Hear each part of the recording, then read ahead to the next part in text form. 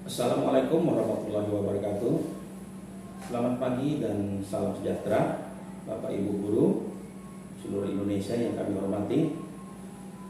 Baiklah, pada kesempatan kali ini saya akan mencoba untuk berbagi praktik baik. Saya akan menceritakan tentang pengalaman saya dalam mengikuti tahapan seleksi untuk calon pendamping praktik, khususnya pada saat mengikuti seleksi tahapan kedua, yaitu di mana kita sebagai peserta yang mengikuti seleksi tersebut nanti dituntut untuk mengajar, mengajar dan menayangkan, membuat RPP dan mengajar yang waktunya diberikan hanya 10 menit. Nah, jadi bagaimana triknya nanti kita di dalam melaksanakan kegiatan tersebut supaya tepat waktunya 10 menit. Baik, yang pertama, pada saat itu saya selaku peserta memilih topik yaitu mengenai potensi sumber daya alam dan kemaritiman Indonesia. Subtopik 1 yaitu tentang potensi sumber daya alam Indonesia. Dan materinya adalah mengenai potensi sumber daya hutan.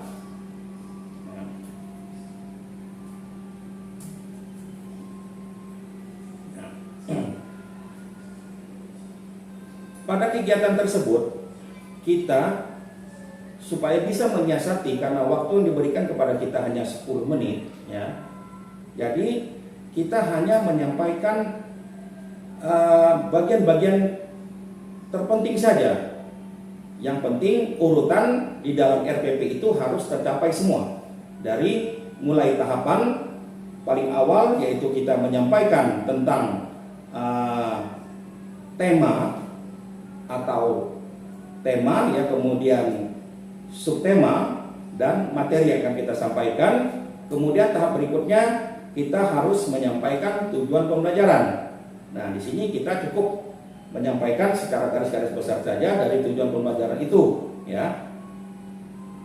Kemudian berikutnya, tahapan berikutnya kita menyampaikan persepsi, Kita sebutkan secara satu persatu, tapi tidak perlu kita jelaskan secara lebih rinci karena menyikapi masalah waktu yang diberikan hanya 10 menit tersebut, Kemudian tahapan berikutnya kita harus menyampaikan apa saja aspek-aspek yang dinilai. Jangan lupa ada 4 aspek yang akan dinilai, yaitu sikap religius siswa, sikap sosial siswa, pengetahuan dan keterampilan. Ini juga harus kita sampaikan secara cepat, tidak boleh terlalu panjang lebar karena menyikapi waktu tadi.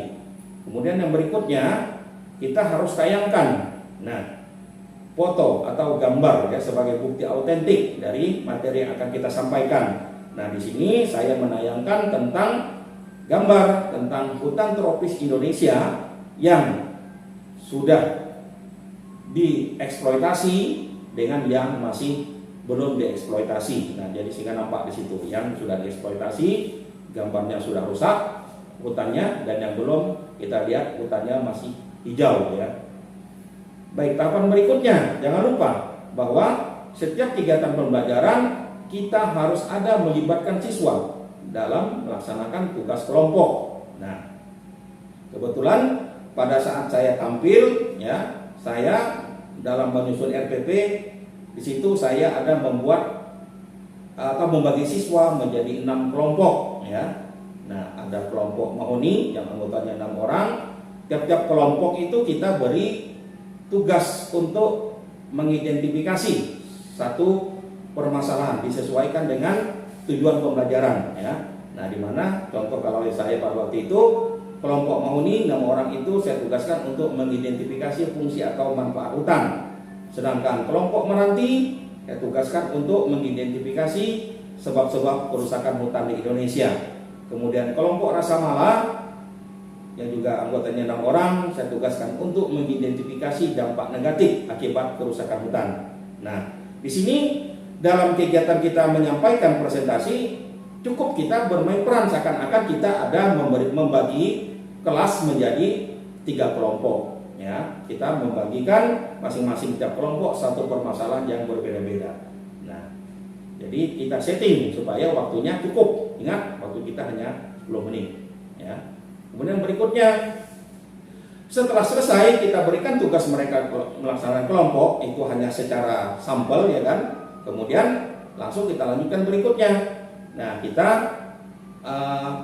menyimpulkan dari hasil diskusi kelompok tadi, ya, tentang ya, manfaat hutan, apa saja manfaat hutan itu, ya, kemudian apa saja penyebab kerusakan hutan di Indonesia, kita tayangkan secara sepintas-sepintas. Kemudian juga apa saja dampak negatif akibat kerusakan hutan, ya. Dan jangan lupa juga kita setelah diskusi kita tutup, kita harus menyampaikan informasi tentang materi pembelajaran untuk berikutnya. Nah, kebetulan untuk materi pembelajaran saya itu, materi berikutnya adalah tentang potensi sumber daya barang tambang. Dan tahap terakhir, ya, nah, kita menyampaikan tugas rumah, apa tugas yang akan dikerjakan oleh siswa. Nah, kebetulan di dalam RPP saya, di situ saya ada menugaskan siswa untuk menjelaskan upaya-upaya apa saja yang dapat dilakukan oleh masyarakat untuk melestarikan hutan di Indonesia. Oke, jadi demikianlah, ya, saya berbagi praktik tentang pengalaman saya pada saat saya mengikuti tahapan seleksi untuk calon pendamping praktik, ya, di mana saya sudah melaksanakan pembuatan RPP dan melaksanakan mengajar yang langsung dipantau oleh tim penilai 2 orang langsung secara online, ya. Nah, dari kementerian, dan alhamdulillah, ya, dari kegiatan tersebut kemudian saya dinyatakan lolos, ya, sehingga tahap 1, tahap kedua saya lolos, sehingga saya kemudian berhak untuk mengikuti seleksi akhir, yaitu tahap ketiga, yaitu mengikuti diklat yang dilaksanakan selama kurang lebih 15 hari. Jadi demikian Bapak Ibu tentang pengalaman yang sudah saya ikuti di dalam mengikuti seleksi calon pendamping praktik, khususnya dalam kegiatan mengajar, ya, mengajar di depan kelas dan pembuatan RPP yang hanya waktunya 10 menit. Demikian dari saya, wabillahi taufiq wal hidayah. Assalamualaikum warahmatullahi wabarakatuh. Selamat pagi dan salam sejahtera untuk kita semua.